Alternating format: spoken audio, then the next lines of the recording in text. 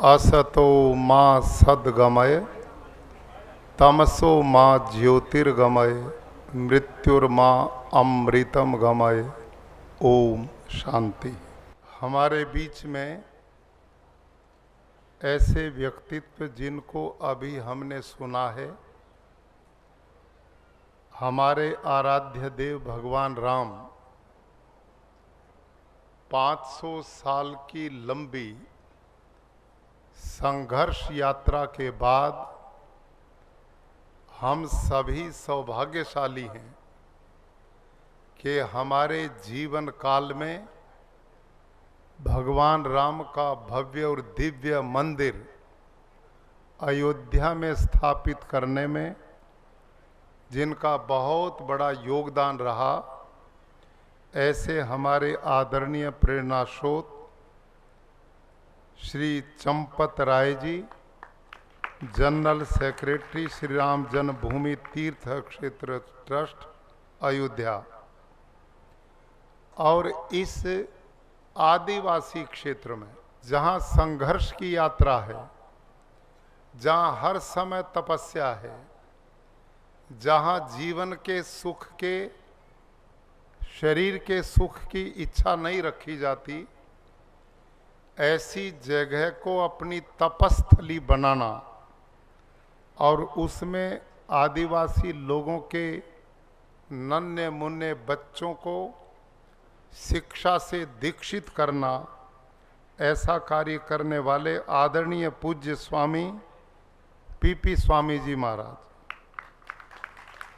और इस पूरे अभियान को, जिसको हम, कोई मुंबई से आया है, कोई सूरत से आया है, कोई अन्य नगरों से आया है, परिवार आया है, इन सब को इस प्राचीन, जिसका रामायण में दंडक वन नाम था, और दंडक वन से अपभ्रंश होकर के ये डांग बन गया, इस डांग की धरती पर जिन्होंने हम सबको एकत्रित किया, ऐसे हमारे राज्यसभा के सांसद एवं founder Shri Ramakrishna knowledge foundation, बहुत ही संत प्रवृत्ति, जिनका जीवन ही मानव परोपकार के लिए बना हो, ऐसे गोविंद भाई ढोलकिया जी,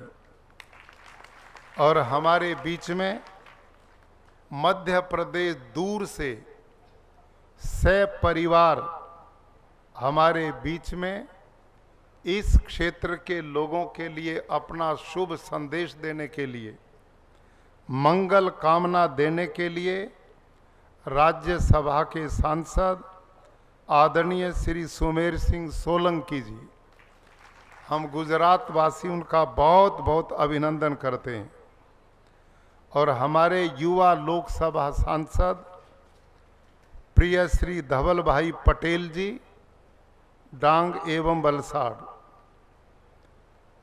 आदरणीय विधायक डांग श्री विजय भाई पटेल जी, और ढोलकिया ही परिवार के, मानो ढोलकिया परिवार जहां भगवान ने उनको कौशल दिया है, बुद्धि क्षमता दी है, औद्योगिक क्षेत्र में आगे बढ़ने का उनको बहुत परमात्मा का आशीर्वाद मिला है, लेकिन उसी के साथ उनका धन परोपकार के कामों में ही बहुत बड़ी मात्रा में व्यतीत होता है।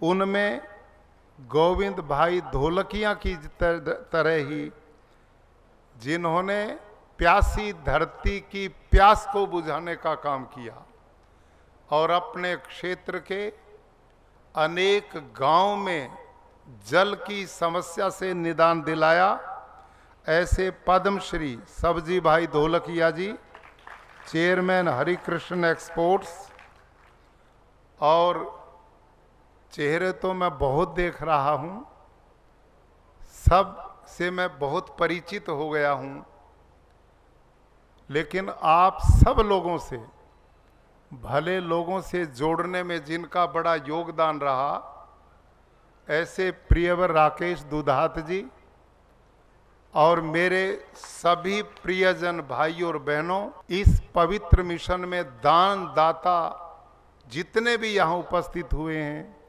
वो सभी बधाई के पात्र हैं। और दांग क्षेत्र के यहाँ किसान बैठे हैं, हमारी बहनें बैठी हैं, छोटे छोटी बेटियां बैठी हैं, इन सब का बहुत बहुत अभिनंदन। आज मैं अपनी गलती स्वीकार इसलिए करता हूं कि मेरे कारण आप लोगों को बहुत प्रतीक्षा करनी पड़ी, लेकिन मेरी रक्षा काका ने कर दी है, उसमें मेरा कोई दोष नहीं था। मैं 10 बजे यहाँ पहुँच जाता, लेकिन पर्यावरण की भी प्रॉब्लम आई और हेलीकॉप्टर में भी तकनीकी खराबी हो गई और इससे सड़क रास्ते से आने में 2 घंटा की देरी हुई। लेकिन आप तो भगवान के पुजारी हैं, आप तो दिलों में एक श्रद्धा लेकर के बैठे हैं। आपके यहाँ समय भगवान के चरणों में है, तो इस प्रकार की अवरोध आपको बाधित नहीं करने वाले हैं। इसलिए मैं आप सभी का आज का ये जो पवित्र मिशन आदरणीय काका ने 311 गांव डांग जिला में बताए हैं और इन 311 गांव में से आज 151 मंदिर, जिनमें 3 प्रकार के मंदिर हैं, हनुमान जी के मारुति, महाबली और बाहुबली, 3 प्रकार के इन मंदिरों के निर्माण में आज 151 मंदिर पूरे हो चुके हैं और उनका विधिवत लोगों को समर्पण हो रहा है। इसके लिए मैं आदरणीय काका गोविंद भाई ढोलकिया को बहुत बहुत साधुवाद और बधाई देता हूं। भाइयों और बहनों, समुद्र में वर्षा होती रहे उसका कोई मतलब होता नहीं। वर्षा यदि प्यासी धरती पे हो, मरुस्थल में हो, तो वर्षा का मतलब होता है। गोविंद भाई ढोलकिया ने सूरत जैसे विकसित नगर से निकल करके डांग की उस धरती को चुना जहां जंगलों में हमारे आदिवासी भाई रहते हैं, जहां आधुनिक कोई सुविधा नहीं है, अभावों में रहने वाले लोग, दवा की कोई ज्यादा व्यवस्था नहीं, ऐसे लोगों के बीच में आकर उन्होंने यहां सैकड़ों कैंप लगाए हैं। 100 डॉक्टर एकदम लेकर के डांग के इन जंगलों में रहने वाले आदिवासी भाई और बहनों के स्वास्थ्य की चिंता करते हुए उनके इलाज का प्रबंध किया और उसके साथ इतने गांव उतने ही मंदिरों का निर्माण, और उसमें भी इनके हृदय की विशालता। वो क्या कि अकेले उस पुण्य के भागी नहीं बनना चाहते। 2 खतरे दिखाई दिए, मैं अकेला पुण्य का भागी ना बनूं और बहुत ये बड़ा कार्य हो जाए तो परिवार में कोई अभिमान का भाव भी ना आए। यही तो भगवान राम के परम भक्त हनुमान का गुण था। कितनी बड़ी उनकी सौम्यता थी, कितनी बड़ी उनमें सेवा भावना थी, कितना बड़ा समर्पण था। कहां अयोध्या में भगवान राम बसते हैं, कहां जंगलों में हनुमान और उनके वंशज रहते हैं, क्या उनका परिचय था।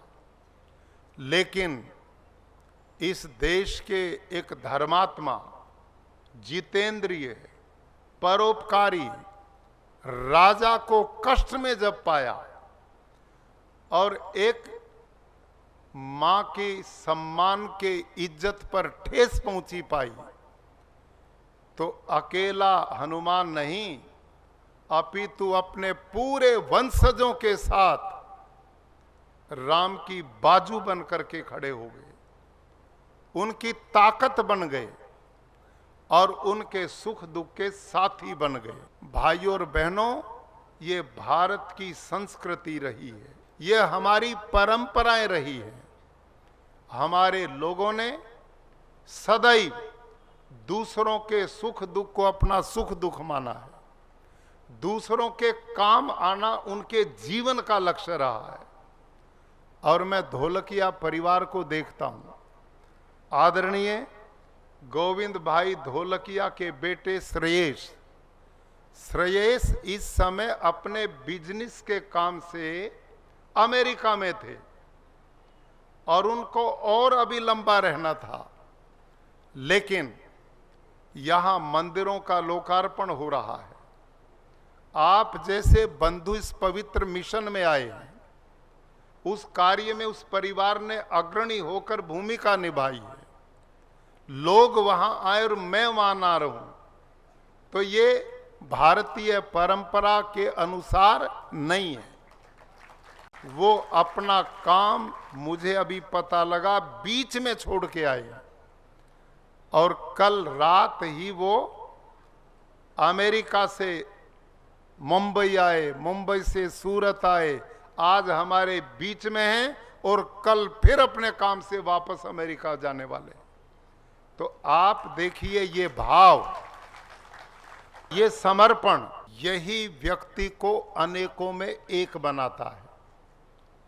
यही व्यक्ति की पहचान आदर्श लोगों के रूप में कराता है। मुझे अभी पता लगा, मंदिर का संकल्प तो गोविंद भाई जी, काका जी ने लिया था, लेकिन साथ में आप जैसे भाई भी जोड़ लिए गए। कहते हैं ना, अग्नि के पास नजदीक जाओगे तो गर्मी मिलेगी और पानी के पास जाओगे तो शीतलता मिलेगी, ये स्वाभाविकता है। दुर्जन के पास बैठोगे तो बुरी संगत मिलेगी और सज्जन के पास बैठोगे तो सुख और आनंद मिलेगा।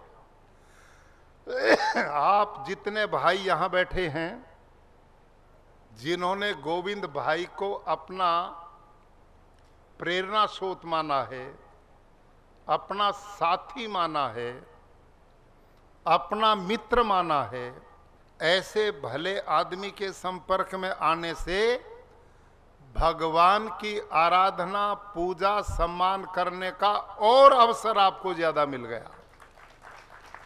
ये अच्छे लोगों के पास बैठने का यही पुण्य होता है। धन की 3 गति हैं दुनिया में, उपनिषदें कहती त्रयो गतयो वित्तस्य दानम भोगम नाशम च। धन की 3 गति है। पहली गति क्या है? दान दे करके उसको पवित्र बना दो। गरीबों की, दीन दुखियों की, असहाय की, बीमार की, विधवा की, शिक्षा के क्षेत्र में, गौ मां के क्षेत्र में, धर्म और संस्कृति के लिए जो व्यक्ति धन लगाते हैं, भाइयों और बहनों, वो इस जन्म में भी सुख पाते हैं और अगले जन्म के लिए इन पवित्र कर्मों का RTGS पहुंच जाता है। वो आप जाओगे तो वहां मिलेगा, उसके कोई रोक नहीं सकता। और इसका मैं प्रमाण देता हूं लोगों के बीच में। आप और मैं जो भी कर्म करते हैं, एक भी व्यर्थ नहीं जाता।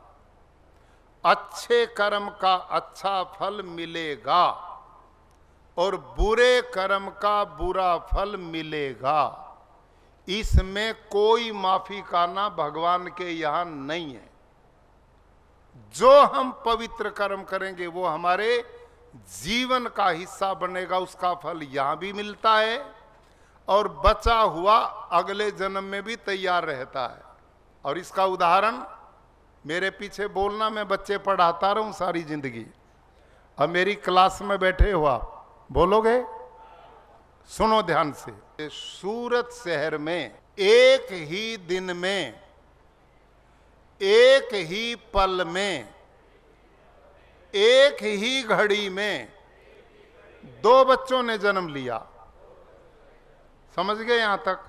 एक ऐसा बच्चा है जिसने जन्म लिया जो सूरत के सबसे सुखी परिवार में जन्म लेता है, और दूसरा बच्चा सूरत के सबसे दुखी परिवार में जन्म लेता है। अब मेरे को यूं बताओ, उन बच्चों ने एक ही समय जन्म लेते ही ऐसा कौन सा कर्म किया है जो एक सारी जिंदगी सुख भोग करके मजे उड़ाएगा और एक सारी जिंदगी दुख के थपेड़े खाएगा?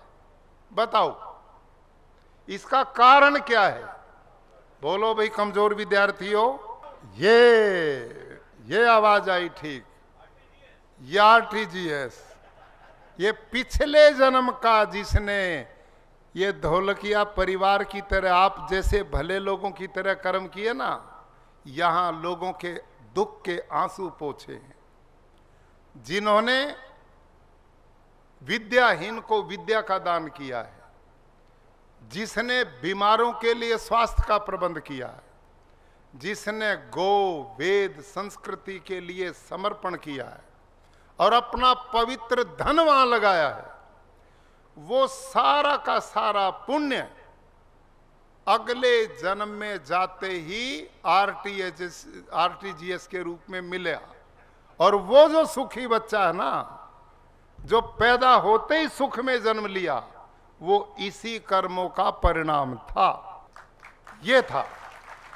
और जो सबसे दुखी परिवार में या दुखी परिवार में गया, उसने अवसर तो मिला, क्योंकि काम करने में हम सब स्वतंत्र है, कर्म करने में सब स्वतंत्र हैं, कर्म करने में, लेकिन फल भोगने में परतंत्र हैं।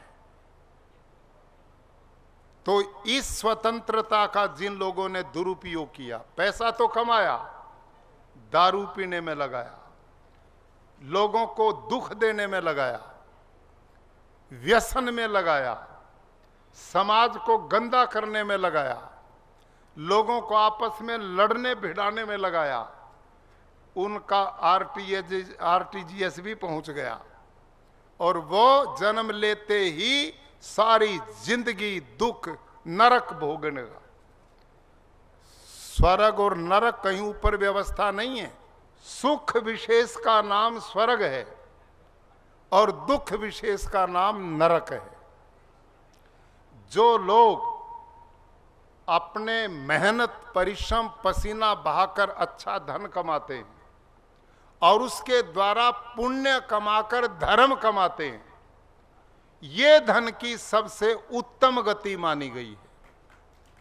और दूसरी गति है भोग, यानी कि खाओ पियो और बढ़िया पहनो, लग्जरी गाड़ियों में घूमो, वो भी उसका उपयोग है। और तीसरा है नाश, जब हम ही नहीं रहेंगे तो धन कहां रहेगा। जितनी भी यात्राएं निकलती हैं अंतिम, आप देखो यहां जो माल इकट्ठा किया, बताओ कौन कौन साथ लेके जाता है।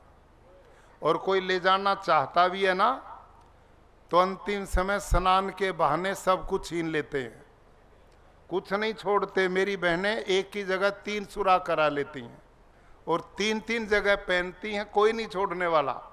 जब अंतिम यात्रा सब निकाल लेंगे, कोई गले में है, कोई पैर में है, कोई हाथ में है, दांत में भी जड़वा लिया, उसको भी निकाल लेते हैं दुनिया वाले। कुछ नहीं ले जाने जाते यहां से। यदि मेरे राब के साथ कुछ जाएगा तो केवल और केवल हमारे कर्मों की पूंजी जाएगी। अच्छे कर्म हैं वो हमारे सुख का कारण बनेंगे अगले में, और बुरे कर्म है वो दुख का कारण बनेंगे। तो ये जो कार्य आप लोगों ने आज किया है, मंदिर निर्माण, और उसमें भी एक ऐसे महान देवत्व का जिसने भगवान राम, जो हमारी संस्कृति के पुरोधा हैं, भगवान कृष्ण जो हमारी संस्कृति के निर्माता हैं, ये 2 ऐसी शक्तियां हैं जिसके द्वारा भारत की संस्कृति का इस दुनिया के अंदर आविर्भाव हुआ। इन भगवान राम का जीवन तो गृहस्थ के लिए इससे बड़ा उपदेश हो नहीं सकता। वाल्मीकि रामायण को आप पढ़ लें। हम जितने गृहस्थ हैं, क्या कर्तव्य बेटे का है, क्या कर्तव्य मां का है, क्या कर्तव्य पिता का है, क्या कर्तव्य भाई का है, क्या कर्तव्य पत्नी का है, जीवन को कैसे जीना है, जीवन का उद्देश्य क्या है, ये पूरा का पूरा जीवनचर्या किसी में है तो भगवान राम के जीवन में वाल्मीकि रामायण में महर्षि वाल्मीकि ने वर्णित पूरा का पूरा जीवन दर्शन है उसमें। भाइयों और बहनों, ऐसे जीवन के व्यक्ति के ऊपर भी जब संकट आया तो ऐसी घड़ी में महावीर हनुमान ने जो साथ दिया, जो सहयोग दिया, जैसे उनको निश्चिंत कर दिया, ये भारत की संस्कृति का एक बहुत बड़ा प्रसंग है। आपस में हम इतनी बड़ी संख्या में सारी जिंदगी मित्रवत रहते हैं, अड़ोस पड़ोस में रहते हैं। हम भगवान राम के परम भक्त हनुमान से ये सीखें कि जीवन में अपने साथियों का सहयोग करेंगे, कभी उनके साथ किसी प्रकार का धोखा नहीं होगा। यदि आदमी इसी गुण को जीवन में लेकर के चले तो कितने बढ़िया एक समाज की रचना हो सकती है, कितना समाज सुरक्षित, सभ्य और शालीनता की ओर बढ़ सकता है। तो विकसित भारत के लिए आज आप लोगों ने भारतीय संस्कृति के पुरोधा भगवान राम, भगवान कृष्ण, महावीर हनुमान, ये हमारे वो प्रेरणा स्रोत हैं जो पग पग पर हमें जीवन दर्शन देते हैं, जीवन जीने का मार्ग दिखाते हैं, जिससे हमारा जीवन सुखी हो सकता है।